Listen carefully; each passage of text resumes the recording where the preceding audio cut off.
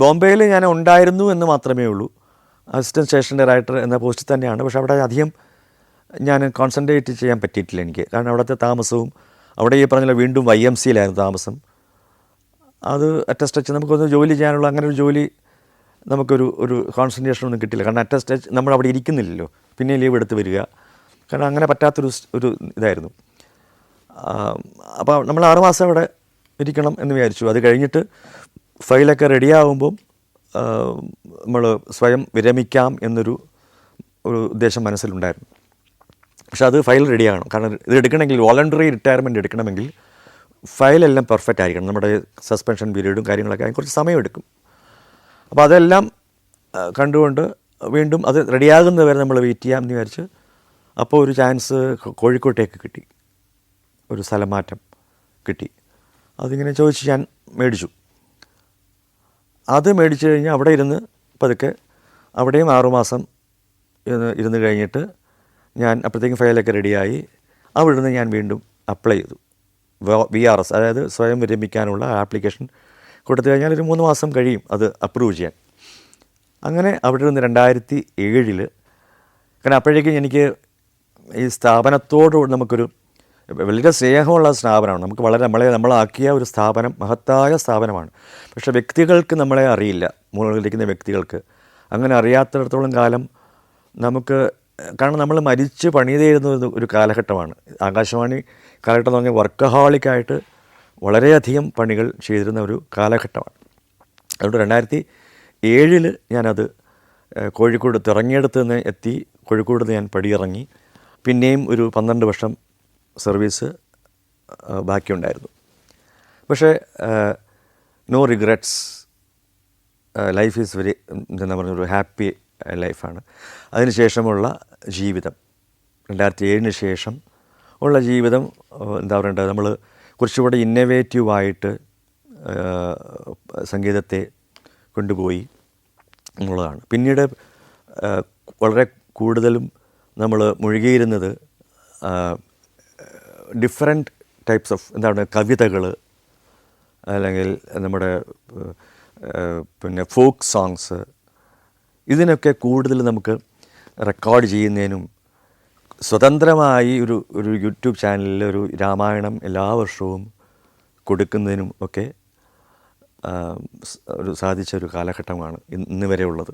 അതിന് ശേഷം, അതായത് 2007 ശേഷം ഏതാണ്ട് 2011 ഞാൻ യൂട്യൂബ് ചാനൽ സ്വന്തമായി തുടങ്ങുകയും അതിൽ നിരന്തരം നമ്മൾ കുറേ അടിസ്ഥാനപരമായിട്ടുള്ള ചില സാൻസ്ക്രിറ്റ് ഡിവോഷണൽസും എന്താ പറയേണ്ടത് വളരെയധികം കാര്യങ്ങൾ, സംസ്കൃതത്തിൽ കുറേയധികം കാര്യങ്ങൾ, അപ്പം ദേവി മാഹാത്മ്യമായാലും ലളിതാ സഹസ്രനാമം അല്ലെങ്കിൽ വിഷ്ണു സഹസ്രനാമം, ഭാഗവതം തുടങ്ങിയ അനവധി സ്തോത്രങ്ങൾ, പിന്നീട് പിൽക്കാലത്ത് കൃഷ്ണഗാഥ, അങ്ങനെ പലതും നമ്മൾ ദിവസേന കൊടുക്കുന്ന ഒരു പതിവ് അന്നോട്ടുണ്ടായിരുന്നു. അതൊരു വലിയ ഒരു സാറ്റിസ്ഫൈയിങ് കാര്യമാണ്. കാരണം പലതും നമുക്ക് സ്വതന്ത്രമായി ചെയ്യാൻ പറ്റി. ഏതാണ്ട് 2016 മുമ്പ് 15 ആയപ്പോഴത്തേക്ക് ഞാനൊരു പുതിയ വീട്ടിലേക്ക്, എൻ്റെ പഴയ വീട്ടിൻ്റെ തൊട്ടടുത്തൊരു പുതിയ വീട് നിർമ്മിക്കുകയും അവിടെ ഞാനൊരു സ്റ്റുഡിയോ സെറ്റപ്പ് ചെയ്യുകയും ഒക്കെ ചെയ്തു. അത് എൻ്റെ ജീവിതത്തിലെ ഏറ്റവും വലിയ മോഹമായിരുന്നു. കാരണം ഈ സ്റ്റുഡിയോയിൽ പ്രാക്ടീസ് ചെയ്യുക, കമ്പോസ് ചെയ്ത് പ്രാക്ടീസ് ചെയ്യുക എന്ന് പറയുന്നതൊരു മോഹമായിരുന്നു. എന്നെ സംബന്ധിച്ചോളം ഞാൻ പൊതുവേ ഒരു മടിയനാണ്. അപ്പോൾ എനിക്ക് പ്രിയപ്പെട്ടത് കമ്പോസിങ് ആണ്. അപ്പോൾ കമ്പോസ് ചെയ്ത് എന്തെങ്കിലും പുതിയ കാര്യങ്ങൾ ദിവസം കമ്പോസ് ചെയ്ത് അതിങ്ങനെ റെക്കോർഡ് ചെയ്ത് പെട്ടെന്ന് റെക്കോർഡ് ചെയ്യുക, അതായത് ലിറിക്സ് കൈക്കിട്ട് ആ സമയം തന്നെ റെക്കോർഡ് ചെയ്യുക എന്നുള്ളതൊരു വലിയൊരു മോഹമായിരുന്നു. അങ്ങനെ സാധകം നടക്കുകയുള്ളൂ എന്ന് എനിക്കറിയാമായിരുന്നു. അതുകൊണ്ട് ഞാൻ അങ്ങനെ ചെയ്തു. അതിലൂടെ അത്രയധികം കാര്യങ്ങൾ, അതായത് എനിക്കൊന്ന് കോവിഡ് കാലത്ത് കുറേയധികം 250ഓളം കവിതകളെന്ന് പറയുമ്പോഴത്തേക്കും ആനുകാലികമായ ഇപ്പോൾ എഴുതുന്ന കവികളുടെ പലരുടെയും കവിതകൾ അന്ന് എടുക്കാൻ സാധിച്ചു. എൻ്റെ ജീവിതത്തിൽ കമ്പോസിങ് എന്ന് പറയുന്ന സാധനം ഒരു 3 ഘട്ടത്തിലൂടെയായിരുന്നു. ആദ്യം ഞാൻ പറഞ്ഞു മൂകാംബികയിൽ വെച്ച് തുടങ്ങി ഒരു പാട്ട് പൂർണ്ണമായും പാടി പാടി പാടി പല്ലവി പാടി പാടി ഉറച്ച് അതിന് പല്ലവി അച്ഛൻ എഴുതി അത് ഞാൻ പാടി അതിങ്ങനെ വീണ്ടും അങ്ങനെ ഉറച്ചുറച്ച് പോകുന്ന ഒരു സമ്പ്രദായം അന്നുണ്ടായിരുന്നു. ഈ കോവിഡ് കാലത്ത് അത് ലൈവായിട്ട് റെക്കോർഡിങ്ങും വീഡിയോയും ഞാൻ തന്നെ എൻ്റെ ഇതിൽ പിന്നെ ഫോണിലെ വീഡിയോയും എൻ്റെ പ്രൊഫഷണൽ സ്റ്റുഡിയോയിലുള്ള ഓഡിയോ റെക്കോർഡിങ്ങും അറ്റ് എ സെയിം ടൈം അങ്ങനെ എടുക്കുന്ന ഒരു ചലഞ്ച് ഞാൻ അറ്റംപ്റ്റ് ചെയ്തു. കമ്പോസിങ്, സിംഗിങ്, റെക്കോർഡിങ്, വീഡിയോ ഇതൊരു വലിയൊരു ചലഞ്ചാണ്. കാരണം അപ്പോൾ നമുക്ക് തോന്നണം, ഇതൊന്നും ഞാൻ നേരത്തെ നോക്കി വെക്കുന്നില്ല, കവിതയുടെ താളം മാത്രം നോക്കി വയ്ക്കും, ഒരു സിമ്പിൾ താളം ഇങ്ങനെ ചെവിയിലിടും, എന്നിട്ട് പിന്നീട് അതിന് ഓർക്കസ്ട്രേഷൻ ചെയ്യും, സ്വന്തമായ ഓർക്കസ്ട്രേഷൻ. അപ്പോൾ അങ്ങനെ ചെയ്യുന്ന ഒരു സമ്പ്രദായം ഇടയ്ക്കിടയ്ക്ക് ഞാൻ ട്രൈ ചെയ്യുമായിരുന്നു. അത് വലിയൊരു സാറ്റിസ്ഫാക്ഷനാണ്. അപ്പോൾ അങ്ങനെ ചൊല്ലിയ ഒരു കവിതയാണ് അടുത്തടുത്ത് നിൽക്കുമ്പോൾ എന്ന സംഗീത ജയയുടെ കവിത.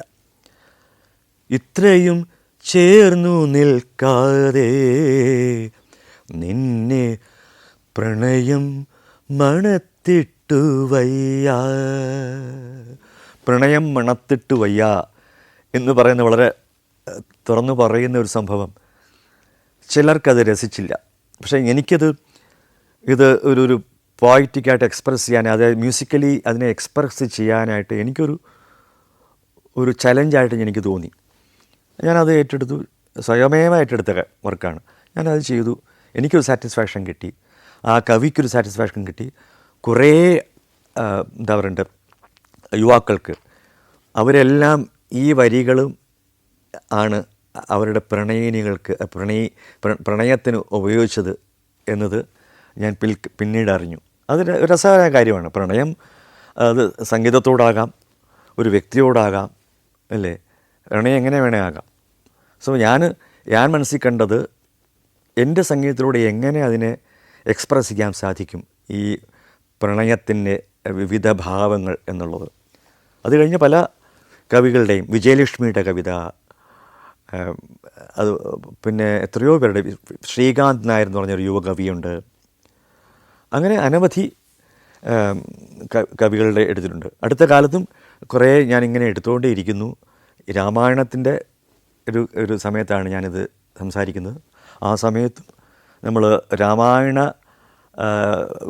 എന്താ പറയണ്ട അതുമായിട്ട് ബന്ധപ്പെട്ട രാമായണ മാസവുമായിട്ട് ബന്ധപ്പെട്ട ഒരു 2-3 ലളിതഗാനങ്ങൾ രീതിയിലുള്ള പാട്ടുകൾ എടുക്കണമെന്നൊക്കെ എനിക്കൊരു ആഗ്രഹമുണ്ടായിരുന്നു. അപ്പോൾ അതിന് ഞാൻ 2-3 കവികളോട് ഇങ്ങനെ പറഞ്ഞു, അവരെനിക്ക് അയച്ചു തന്നു. അത് ഞാൻ ഇപ്പോൾ അടുത്ത കാലത്ത് എടുത്തു. അത് രസകരമായ 3 പാട്ടുകളാണ്. വോളണ്ടറി റിട്ടയർമെൻറ്റിന് ശേഷം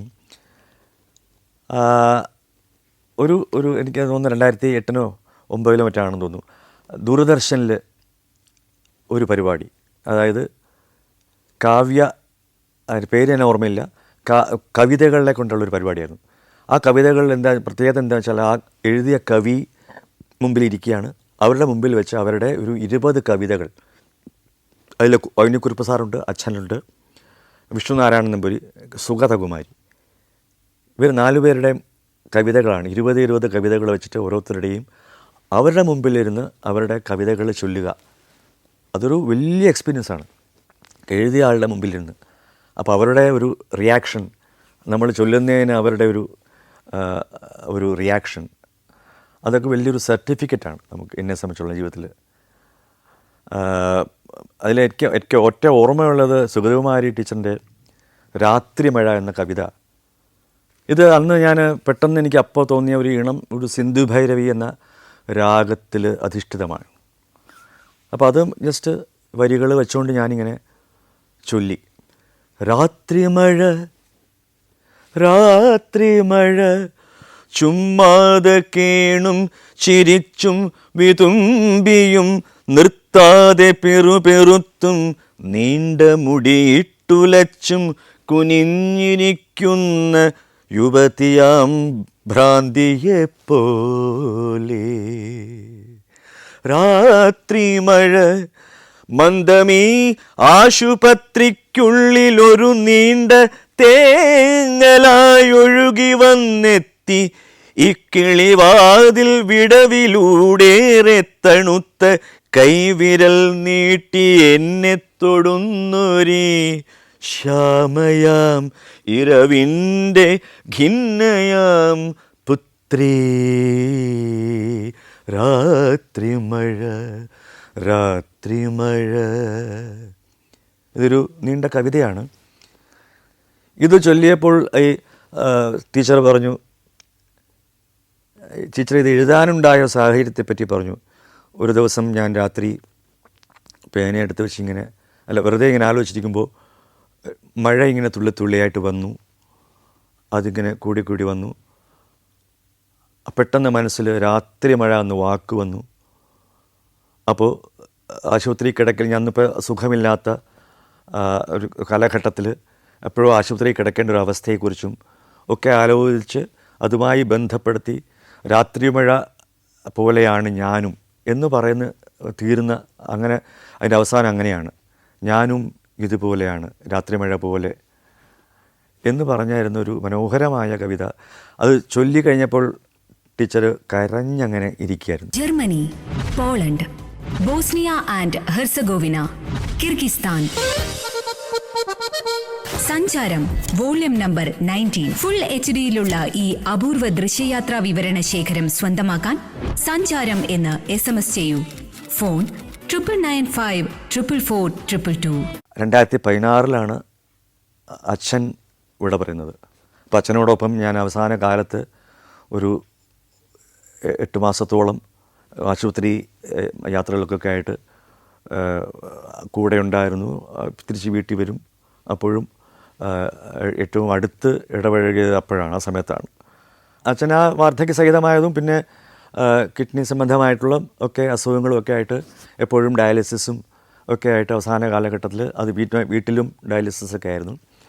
അങ്ങനെ ഇരിക്കുമ്പോഴാണ് ഞാൻ എൻ്റെ സ്റ്റുഡിയോ അവിടെ ബിൽഡിങ് പൂർത്തിയാകുന്നത്. അത് വീട് പണി കഴിഞ്ഞു. പക്ഷേ ആദ്യമായിട്ട് ഞാൻ അതിന് മുമ്പ് തന്നെ മാറ്റുന്നതിന് മുമ്പ് തന്നെ സ്റ്റുഡിയോ സെറ്റപ്പ് ചെയ്തു, ആ മുറി സെറ്റപ്പ് ചെയ്തു.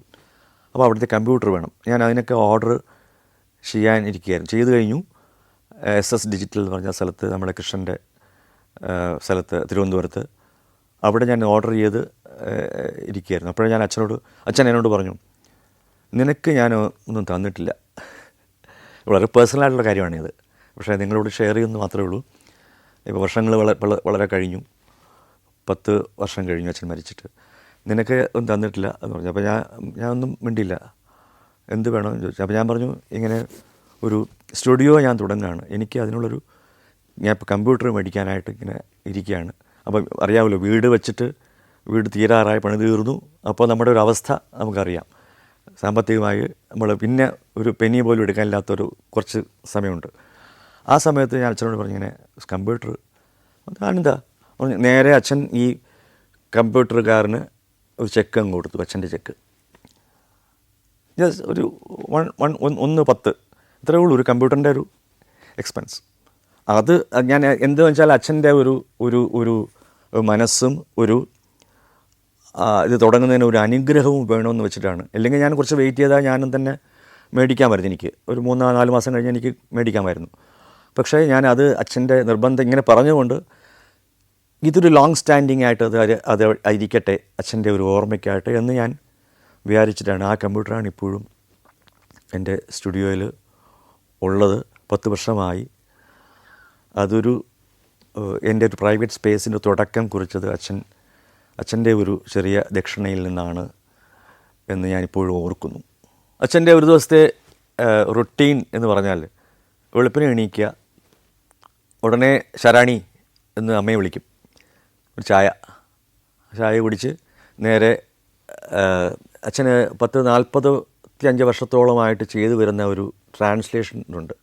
അതായത് ശ്രീമദ് ഭാഗവതം അത് മലയാളത്തിലേക്ക് പദ്യരൂപത്തിൽ തന്നെ വിവർത്തനം ചെയ്ത് അതൊരു സാധനയായിട്ട് അച്ഛൻ എത്രയോ വർഷങ്ങളായിട്ട് അത് എടുത്തിരുന്നു. കാരണം ഇത് ചെയ്യുമ്പോൾ നമ്മുടെ പദസമ്പത്ത്, ആശയത്തിനുള്ള വൈവിധ്യം, അതൊക്കെ പാട്ടെഴുത്തിലൂടെയും ഒക്കെ അതിനൊരു വൈവിധ്യം കൊടുക്കാൻ സാധിക്കുമെന്ന് അച്ഛനറിയാം. അതുകൊണ്ട് ഇതിലൂടെ ഈ മഹാന്മാർ എഴുതി വച്ചിട്ടുള്ള ഇത്തരം ഗ്രന്ഥങ്ങൾ തർജ്ജമ ചെയ്യുന്നതിലൂടെ നമ്മുടെ നോളജും നമ്മുടെ പദസമ്പത്തും ആശയങ്ങളുമൊക്കെയാണ് നമുക്ക് നമ്മൾ വർദ്ധിപ്പിക്കുന്നത്.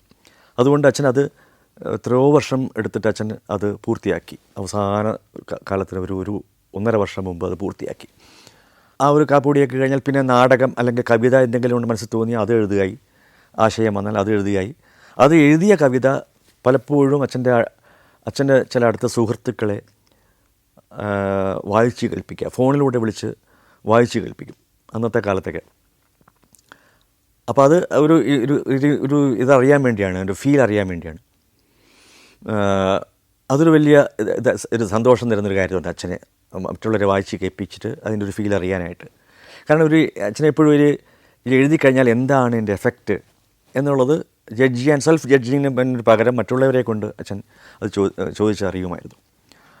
പക്ഷേ ഒരു കാര്യം പറഞ്ഞാൽ അച്ഛൻ്റെ പദസമ്പത്തും ആ ഒരു ആശയവും മനസ്സിലാകാൻ കുറച്ച് പ്രയാസമാണ് പലർക്കും. എങ്കിലും അത് വീണ്ടും വീണ്ടും വായിച്ച് കേട്ടിട്ട് അവരെ കൊണ്ട് അത് ഇങ്ങനെയാണ് ഉദ്ദേശിച്ചത്, എന്താണ് ഞാൻ എഴുതിയതിൽ ഉദ്ദേശിച്ചതെന്ന് ചോദിച്ച്, അല്ലെങ്കിൽ അച്ഛനത് സംശയമൊക്കെ നിവർത്തിച്ച് അങ്ങനെയൊക്കെ ഒരു ചർച്ചകൾ ഉണ്ടാകാറുണ്ടായിരുന്നു. അത് കഴിഞ്ഞാൽ പിന്നെ റിഹേഴ്സൽ എല്ലാ ദിവസവും ഏതെങ്കിലും ഒരു പ്രൊഡക്ഷൻ്റെ റിഹേഴ്സൽ വൈകുന്നേരങ്ങളിൽ മസ്റ്റായിട്ടുണ്ടാകും. അത് ഈ തൃക്കണ്ണാപുരത്ത് വന്നപ്പോഴത്തേക്ക് ഒരു തിയേറ്റർ ആ വീടിൻ്റെ പുറയിൽ അച്ഛൻ കെട്ടാൻ സാധിച്ചു അച്ഛന്. അവിടെ തന്നെയായിരുന്നു റിഹേഴ്സൽ. അവസാന കാലത്ത് അങ്ങനെയൊക്കെ ആയിരുന്നു. അതിനു മുമ്പ് ഞാൻ നേരത്തെ സൂചിപ്പിച്ച പോലെ ശാസ്ത്രമംഗലത്തെ സ്കൂളിലായിരുന്നു കടമ്പയുടെ കാലത്തെ റിഹേഴ്സലൊക്കെ. അപ്പോൾ ഈ റിഹേഴ്സൽ അത് കഴിഞ്ഞാൽ ആ റിഹേഴ്സലിന് തൊട്ട് മുമ്പ് ചിലപ്പോൾ അയ്യപ്പണിക്കർ സാറിൻ്റെ വീട്ടിൽ പോയാലായി ഒരു യാത്ര അവിടെ ഉണ്ടാവും. പിന്നെ ഇവർ ഒരുമിച്ച് ഇടയ്ക്കൊന്ന് പോയിട്ട് എന്തെങ്കിലുമൊക്കെ പർച്ചേസ് ചെയ്യുക, അന്നത്തെ സാധനങ്ങൾ, ആഹാരം വയ്ക്കാനുള്ള പച്ചക്കറികൾ, ഇതൊക്കെ ഒരു ഡെയിലി റുട്ടീൻ എന്നോണം. കാരണം അച്ഛൻ ഏതാണ്ട് ഒരു മരിക്കുന്നതിന് 1 വർഷം മുമ്പ് വരെ അച്ഛൻ സ്വന്തമായി 87 വയസ്സ് വരെയെങ്കിലും സ്വന്തമായി ഓടിച്ചിട്ടാണ് അദ്ദേഹം രണ്ടുപേരും സഞ്ചരിച്ചിരുന്നത്. വല്ല ലോങ് ട്രിപ്പിന് കാവാലത്ത് പോകുമ്പോൾ മാത്രം ഒരു ഡ്രൈവറെ ചിലപ്പോൾ വയ്ക്കും.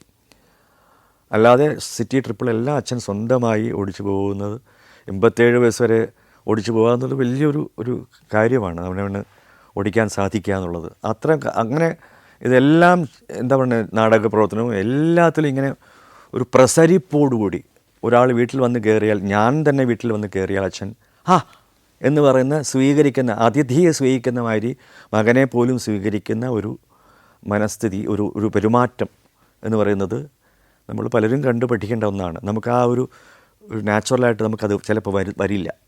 എന്ന് പറയുന്നത് നമ്മളെ സ്വീകരിക്കാനായിട്ട് ഇങ്ങനെ വെളിയിൽ നിൽക്കുന്ന ഒരു ഇതുണ്ട്, മനസ്സ്. അത് വലിയൊരു സംഭവമാണ്. ഡൽഹിയിലെ കേന്ദ്ര സംഗീത നാടക അക്കാദമിയുടെ വൈസ് ചെയർമാനായിട്ട് ഒരു 5 വർഷം കാലം അച്ഛൻ ഇരുന്നിരുന്നു. ആ സമയത്ത് ആണ് കേരളത്തിൽ നിന്നുള്ള സോപാന സംഗീതജ്ഞനായ ഞേളത്ത് രാമപൊതുവാളിനൊരു കേന്ദ്ര അവാർഡ്, സെൻട്രൽ അവാർഡ് ലഭിക്കാൻ ഇടയായത്. അപ്പോൾ അച്ഛൻ അതിനൊരു ഒരു നിമിത്തമായി. അപ്പോൾ അച്ഛൻ എപ്പോഴും ഈ കേരളീയ കലകളെ ഒരു ദേശീയ തലത്തിൽ തിരസ്കരിക്കുന്നു, അല്ലെങ്കിൽ വേണ്ട അംഗീകാരം കിട്ടുന്നില്ല കേരളത്തിലെ കലാകാരന്മാർക്ക്. ഇപ്പോൾ കഥകളിക്കൊക്കെ കിട്ടിയിട്ടുണ്ട്. പക്ഷേ കേരള സംഗീതത്തിന് ഒരു അംഗീകാരം കിട്ടിയാലേ കേരള സംഗീതം ഡെവലപ്പ് ചെയ്യുള്ളൂ എന്നുള്ളൊരു ചിന്താഗതി അച്ഛനുണ്ടായിരുന്നു. അപ്പോൾ അതിൻ്റെ ഭാഗമായിട്ടാണ് ഞെള്ളത്തിന് അങ്ങനെ ഒരു അവാർഡ് കിട്ടി. ഞെള്ളത്തിനെ സംബന്ധിച്ചോളം അദ്ദേഹത്തിന് ഇതൊരു വിഷയമല്ല. അദ്ദേഹം വേറെ ലോകത്തിങ്ങനെ സഞ്ചരിക്കുന്ന വ്യക്തിയായിരുന്നു, പറന്ന് നടക്കുന്ന വ്യക്തിയാണ്. നമ്മുടെ വീട്ടിലും ഇടയ്ക്കിടയ്ക്ക് ഇങ്ങനെ വരും. അപ്പോഴൊക്കെ ഇടയ്ക്ക് പൊട്ടി ഇങ്ങനെ പാടിക്കൊണ്ടിരിക്കും, എന്നോട് ഇടയ്ക്ക് പാടാൻ പറയും. അങ്ങനെ ഒരു ഊരുതണ്ടിയായിരുന്നു. അപ്പോൾ ഊരിങ്ങനെ പലയിടത്തും സഞ്ചരിച്ച് ചിലപ്പോൾ നമ്മുടെ വീട്ടിൽ വരും, ചിലപ്പോൾ അരവന്തേട്ടൻ്റെ വീട്ടിൽ താമസിക്കും. അങ്ങനെയൊക്കെ ഒരു ഇതായിരുന്നു, വ്യക്തിയായിരുന്നു. സംഗീതം എന്ന് പറയുന്നത് അദ്ദേഹം ചെമ്പൈ സ്വാമിയുടെ അടുത്ത് നിന്നാണ് സംഗീതം പഠിച്ചത്. പിന്നെ സ്വന്തം രീതിയിൽ അത് കേരളീയമായ രീതിയിൽ അത് വേറെ പഠിക്കുകയും അങ്ങനെ കൊട്ടിപ്പാടി സേവിച്ചിരുന്ന, എവിടെ ചെന്നാലും, ഗുരുവായൂർ അമ്പലത്തിൽ ചെന്നാലും അവിടെയും വിടക്കെടുത്ത് സേവ് ചെയ്യും ഗുരുവായൂരപ്പനെ. അപ്പം അങ്ങനെ ഒരു ലൈഫായിരുന്നു, സന്യാസ ജീവിതം ആയിരുന്നു അദ്ദേഹത്തിൻ്റേത്. അപ്പം അങ്ങനെ അദ്ദേഹത്തിലൂടെ കേരള സംഗീതത്തിന് ഒരു സെൻട്രൽ ഒരു അംഗീകാരം ലഭിച്ചതിൽ അച്ഛന് വളരെയധികം സന്തോഷമുണ്ടായിരുന്നു. അച്ഛൻ്റെ തൃക്കണ്ണാപുരത്തെ വീടിന് അച്ഛൻ പേരിട്ടത് ഹരിശ്രീ എന്നാണ്. ഹരികൃഷ്ണൻ, ശ്രീകുമാർ, 2 മക്കൾ അച്ഛൻ്റെ. അപ്പം എൻ്റെ ചേട്ടനായ ഹരികൃഷ്ണൻ 2009 അകാലത്തിൽ മരിക്കുകയാണുണ്ടായത്. അച്ഛനെയും അമ്മയെയും സംബന്ധിച്ചോളം അത് വലിയ ഒരു നഷ്ടമായിരുന്നു. കാരണം അച്ഛൻ അവർ ജീവിച്ചിരിക്കുമ്പോൾ ഒരു മകൻ നഷ്ടപ്പെടുക എന്ന് പറയുന്നത് അതിൽ പരം വേറെ ദുഃഖമില്ല. അപ്പോൾ അതിന് അച്ഛൻ ഒട്ടേറെ തളർന്നു പോയ ഒരു വ്യക്തിയാണ്, അച്ഛനും അമ്മയും. അച്ഛൻ്റെ ആ ഒരു എന്താണ്ട് ഒരു ആർട്ടിസ്റ്റിക് ആ ഒരു ഇതുകൊണ്ട്, അല്ലെ കലാപരമായ ഒരു മുഴുകലുമുണ്ട്. അതിൽ മുഴുകുന്നത് കൊണ്ട് അച്ഛനത് ഓവർകം ചെയ്തു, അതിൽ നിന്ന് വെളിയിൽ വന്നു എന്ന് പുറമേ തോന്നിക്കാം. മരണകാരണം ക്യാൻസർ തന്നെയായിരുന്നു. അത് അറിയാൻ വൈകിയതും ഒക്കെയാണ്. അതിപ്പോൾ സെക്കൻഡറിയൊക്കെ ഇൻഫെക്ഷനൊക്കെ ആയി അങ്ങനെ ഒരു കാര്യത്തിലാണ്. അവസാന കാലത്തൊക്കെ നമുക്കൊരു വിഷമമായിരുന്നു ഹോസ്പിറ്റലിൽ കണ്ടുകൊണ്ടിരിക്കാൻ. അത് ബ്രെയിനിനെയൊക്കെ ബാധിച്ചിട്ട്. അതാണ് കൂടുതലും അച്ഛനമ്മയുടെ ജീവിതത്തിൽ എന്താണ് ഏറ്റവും വലിയ ദുഃഖങ്ങളിലൊന്ന് എന്ന് പറയും. 10 ദിവസത്തെ ബോധം ഇല്ലായ്മയ്ക്ക് ശേഷം അച്ഛന് 10ാമത്തെ ദിവസം ചാടി എണീറ്റ ഒരു സന്ദർഭമുണ്ട്. ഞങ്ങളെല്ലാം അത്ഭുതപ്പെട്ടു പോയി. അപ്പോൾ ആ സമയത്ത് അവിചാരിതമായിട്ട് വേണുചേട്ടനും കനകർലയും ഒക്കെ അവിടെ വന്നിരുന്നു. ചാടി എണീറ്റപ്പോൾ ഇവരെയൊക്കെ റെക്കഗ്നൈസ് ചെയ്തു. എന്നൊക്കെ കാണിച്ചു.